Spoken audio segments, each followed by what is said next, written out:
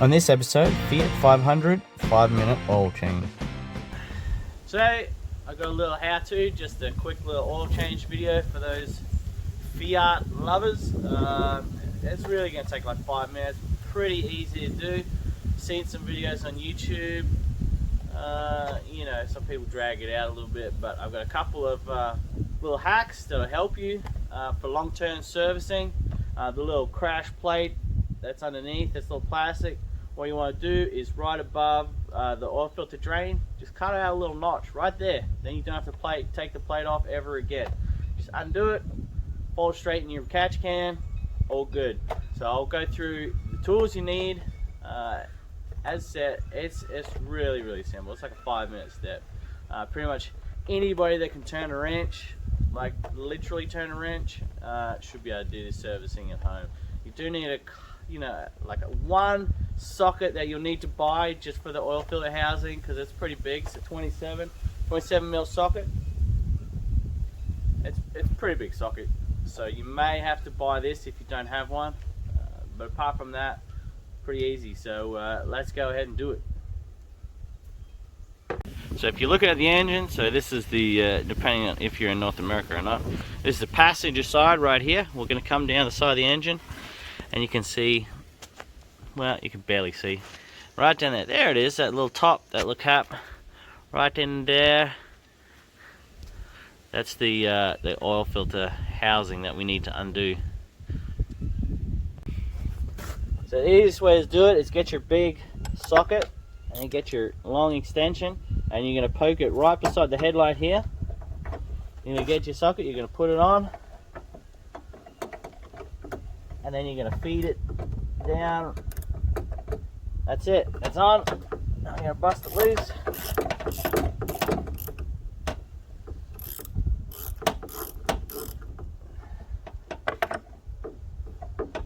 Undo it. It's got, there'll be a little mess. There'll be a little mess, but you know, don't do it in your favorite driveway spot. Maybe do it in somebody else's driveway. Maybe. Just say it was an accident. So we got pull it out. If you got a turbo or sport, you might have to move this out of the way just a little bit. Your intake. There it is. Ugh, gross. So next, what you need to do, this is a very crucial step. You need to get your wife's favorite dress and just quickly clean up the mess like it never happened. All right? Okay. That job's done. This is a crucial step. Okay. So we're gonna put that there. Now we're gonna swap the filter. Yeah. So that was very crucial. If your wife's got any complaints, just tell her you saw it on YouTube. She'll understand. So I've got the filter housing out. Filter only goes in one way. It's got these little clips that goes in the bottom. Push it in. Easy done. So then we'll put it in, and then we'll get to the draining part.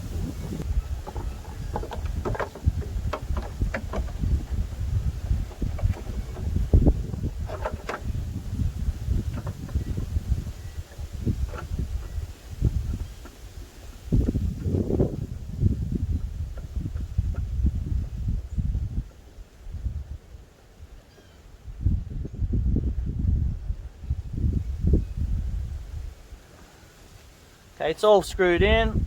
We're just gonna nip it up. This part, you don't need to hang on it like a monkey. You just need to do it firm. There's no need to. It's got an O-ring. The O-ring's job is to stop the oil coming out. I'm gonna put it back on. Twist the knob. And we go round, round, round. It starts to get tight.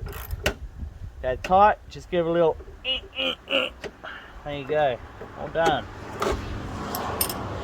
So we'll jack it up. You can put it on jack stands. You jack it up. You know, whatever you get excited about. You know, safety first. So let's do it. Okay, come lie with me for a little bit. I'll show you what I'm talking about. Okay, here it is. This is the little bash plate I'm talking about. Has you know, half a dozen of these little 10 mils. So every time you gotta take it out, you gotta take all these flopping bolts out. So To avoid that, you can see in there, that's the oil pan. We're gonna just mark here where the drain is with the little marker, and then we're gonna take this plate off, and then we're gonna cut it out, and then you'll never have to take it off again. So that'll save a good amount of time. So give me 1 second, I'll take this off and I'll show you where I'm gonna cut it. So this is what it looks like when you take it off. I mean, it's meant to be 6. This one only had like 4 in it anyway. So we're just going to cut out this little piece here. You know, it's not going to hurt it structurally. It's vented here, so this is going to be where the air and crud dissipates anyway, so it's not going to affect it. This is optional. If you want to take it on and off every time, that's completely up to you. But it just saves this step, and your services will literally be 5 minutes. So I'm going to cut it, then I'm going to put it back on, and then we're going to drain it. So it's cut. As you see, it's a very small little hole. So I'm going to put it on, and then I'll show you how easy it is, you know, with access to get a wrench in there, just and then it's done. Okay, now we've got our little hole. We can put our tool up in it, which probably sounds kind of dirty. It's easier, you know, it's much easier when you're not trying to camera. So it just goes in there like that, and then you turn it. Oh my goodness. We're going to turn it, whoop, whoop, whoop, whoop. Then we get a drain pan, and then we're going to drain it, and then we're going to fill it. Here's another little handy hack. If you don't have a drain pan, I always like to keep my old oil bottles. What we're going to do is we're going to cut a square out of the top of it, just with a knife or a sharp stick, whatever you want to use, I don't know. And then we're going to just put it under. The advantage is you put in a whole one of these, you're not going to get out more than a whole one, so it's just going to fill this up nicely. And you just tip it ever so slightly, undo the cap, and then you pour it into your waste container or another one of these, and then you can either take it to your local auto parts store for recycling, or however you dispose your waste oil, mechanic shop or whatnot. So I'm going to cut this out, and I'm going to drain it. Cut it out straight as the dog's hind leg, but that's not going to affect how it flows into it. So yeah, this one I'm talking about, pretty simple. Just cut the back out. It keeps its, you know, rigidity enough to be able to fill it all up. So let's do it. Okay, it's draining out like a glorified waterfall.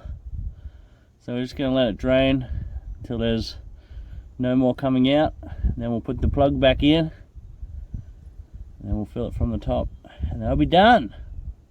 If you're getting some value out of this video, it helps me a lot. Just leave a thumbs up. Consider subscribing. If you're a one-time viewer, that's okay, but a thumbs up really helps me out. So let's get back to it.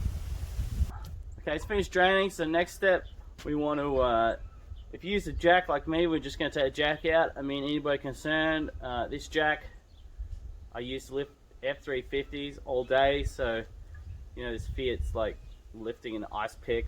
So, but if you use jack stands or ramp, do not start it without putting oil in it.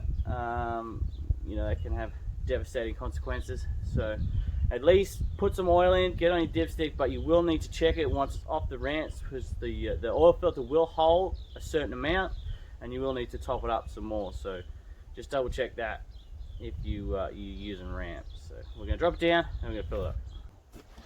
Okay, if you've got some mad pouring skills and don't need to use a funnel, good on you. But I like to use a funnel, then I'm not going to get any drippage, spillage, because it's always exciting when it, you know, drips everywhere and then it burns off and left with a weird smell. I think it's going to burn. So funnel, whatever oil your preference is, and we're just going to glug, glug, glug, glug, glug. Obviously the dipstick's right here, so we're going to keep an eye on that. Give it a little wipe down so we can see. Let's start filling.